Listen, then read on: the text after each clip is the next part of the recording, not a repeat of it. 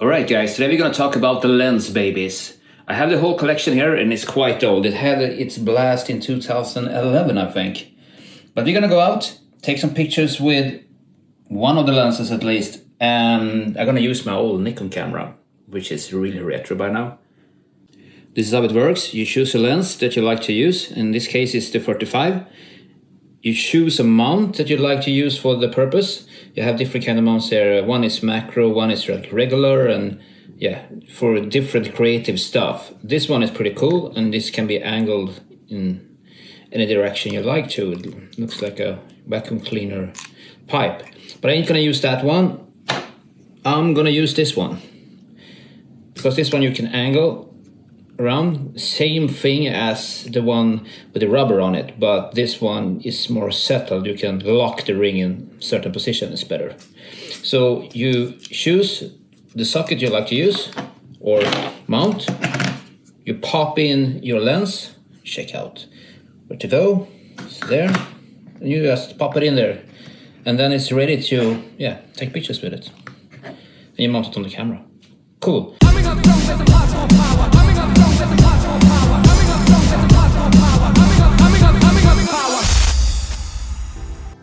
Alright guys, I'm Leon, I'm back again. Today we're gonna talk about the Lensbaby.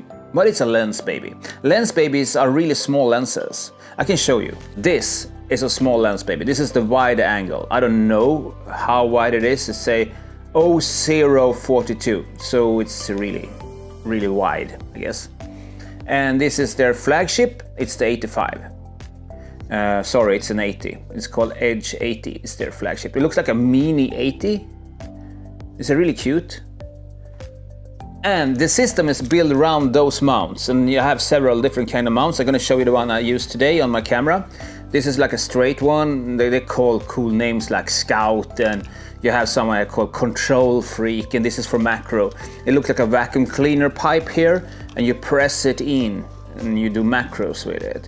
It's really hard to find the sweet spot, to be honest, but that's also part of the game with those lenses, because these kind of lenses are more for like creative, fun art, you know, lomography. You can come up from that. The lomography, you can Google that. It's like it's just like their own style of making pictures, like more creative. And I think it was usually done with a Holga camera, which is a plastic camera with a plastic lens, and the shutter speed depends on how long you pull the trigger. So if you know, 1 second, that's like the shutter time. So yeah.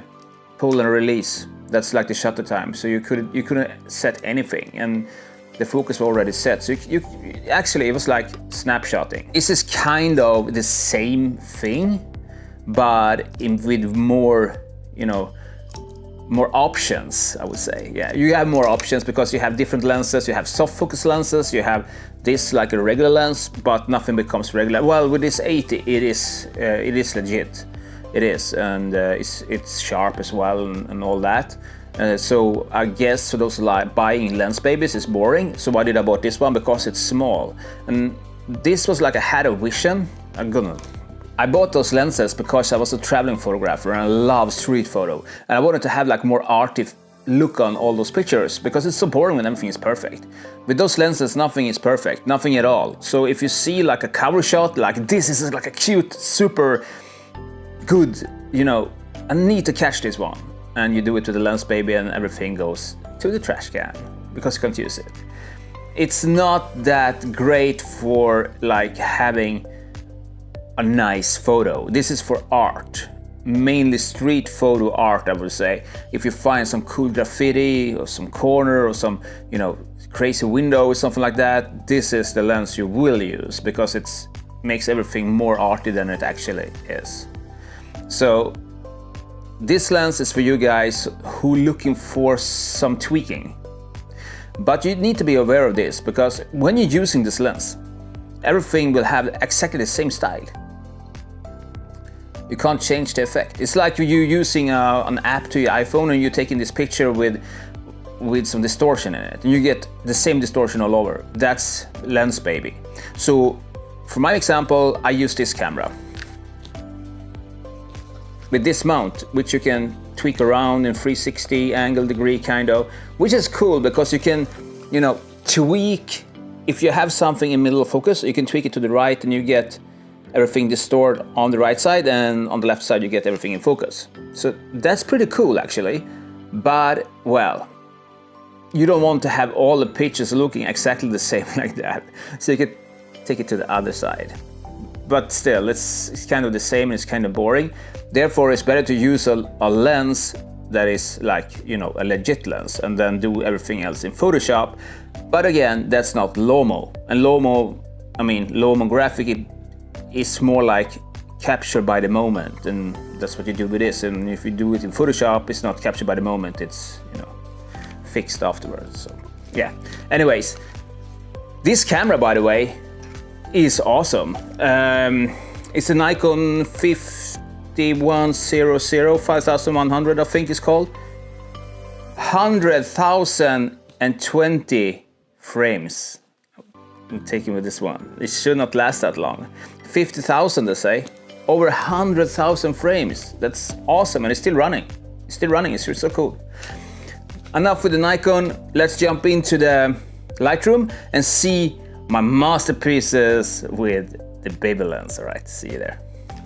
All right, guys, here we are inside Lightroom, and we're gonna see what's up with those baby lenses and how they delivered great pictures. Well, it's I mean, this is actually point and shoot, so it's no real artwork here. But the really hard thing with the baby lens is to find the focus point, that little sweet spot. That's so hard to find, especially in that old Nikon, and you can't use anything besides manual, and you can't set nothing. So the white balance is what it is, so you need to adjust it after. So yeah, I suggest you to do RAW if you're taking pictures with the baby lens. I did RAW. So well, here we have a flower pot. Nothing special with this flower pot besides that it's a flower pot, but you can see the bouquet in the background, and I must say I really like it. It's a really soft bouquet. It's nice, it makes things stick out a little bit, pop, but it's not sharp anywhere. Yeah, it's sharp here, but the thing is that I want it to be sharp here, so I didn't succeed. But well, it's kind of an artistic way. If I boost it up, you will see it's pretty cool. You will see that almost every picture has exactly the same style of this distortions, because it's really distortions. It's I mean, it's unsharpness all over the place. All right, let's pick another one. This is in portrait mode, same thing. I tried to get the flower sharp, but I didn't succeed. I got the leaf sharp, but you can see that the colors is really desaturated. It doesn't have this pop, and it also lack of contrast. You can boost that, of course, if you take that up and you go to vibration, vibrates, and you will see that it start to pop a bit. But I really have to tweak it hard to make things happen. So now it's really better, and it's lots of blues into this. You can go up to the white balance and pull it a little bit. Yeah, there you go. So, well, it's not the best, but it is what it is. It's an artistic lens that you use. So now we get rid of the blues in the blacks as well. Let's go further to see. I tried to take picture of the cobblestone. 160 is the shutter speed here, and still, look at this. How can it be so unsharp? This is actually literally no sharpness anywhere in this picture. It's totally unsharp. Terrible. Another urban shooting stuff. I tried to get those windows sharp. I didn't succeed with that either. It is what it is. You will not succeed with the baby lens. It's mostly of times when you get a sharp picture, it's luck. Definitely luck all the way in. But that's also make it artistic, right? It should not be perfect. Perfect is boring. So I bought those lenses to have this tweak. That's why I bought them all, because I couldn't decide which one I wanted, so I bought them all, and they are expensive. This lens I'm using now costs 200 euros, and it's a crap lens. You get a legit lens for that, at least a used one for 200 euros. But I succeeded with one picture, and this one, little girl here, and it's kind of cool, very softish, and the eyes is not sharp. Unfortunately, her jacket is sharp. If I pull up the exposure a little bit, you will see that the jacket is sharp. You see here, you can see structure in the textile there. Yeah, the fabric is really sharp and the eyes is not so sharp, but it's a pretty cool picture. This is how it turns out when you're using the baby lens, is that you will realize if you like to take a nice sharp picture or something, you can forget about that. Baby lenses is not about sharpness, it's about artist. So if you have the guts to bring just this one lens with you when you go out travel and just take pictures with this one lens, you will probably get home with everything is unsharp and it's distortions everywhere. It will be an artistic trip in sort of way. Yeah. I will not take those risks when I'm out. I can have two cameras, one with the baby lens on and the other one with the regular legit lens on.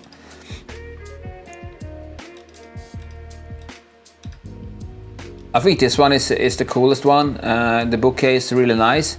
With this one I tweaked the lens because I used that mount that is a 360 mount that you can put it like in any direction you like to. It can pull full to left or full to right, and when you do that you also tweak the focus spot.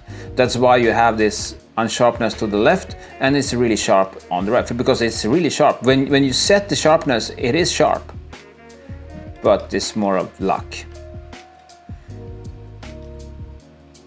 Here you have in low light and it's not good. It's really bad. As well as this one. This one is street. I brought it up because I think the bouquet here is really nice, the round. So you get those effects with this lens and it's pretty cool. If you take lots of pictures on traffic in low light, you will get all those halos. It's super nice. But you can also see how distorted it to the right. It's totally blurriness going on here around, and you can see the focus spot is just in the middle. That's the sweet spot. Everything else around it is just crap. And I'm using 5.6 here, so it should be sharp all over, but it's not. If you take this up, you can also see the bouquet here is also again nice. Looks pretty cool. I don't know if you make it colder. Looks like ice, but it's not ice. It's just air, background stuff. And this is a fence. No offense, but it's a fence. It is what it is. Those lenses are fun to use. They are really fun to create stuff when you like to be creative. If you have like spare time, just take your camera, walk out, take some fun pictures from the city, like an urban adventure. It's fun, it's nice, but it's not good. It is not good. It is artistic in every way and direction, but well, you can do everything in Photoshop and you have more control over it. These cameras with this function with point and shoot lenses was a trend. It is fun, but it's not quality at all. So it's really up to you how artistic you want to be. If you like to do it afterwards in Photoshop, which is not real, as the artist says, or if you like to do it in the lens and the camera, it's really up to you. It's a fun lens, but totally not worth the money if you ask me. So I'm not sponsored in any way or direction. This is my just honest opinion. I bought them myself. I bought lots of them. So if you like to see more of the lenses, which I have like a fisheye, a super wide angle, I also have the portrait lens, I have tons of it, macro lens, just put a comment down there and I will go out and take some pictures for you when you can see before you buy it, because I will not say that you're gonna buy something that you will regret. So yeah, do it. Just put a comment down here. Alright guys, that's it from me. I'm Leon, all that jazz. See you, arrivederci, I'm out.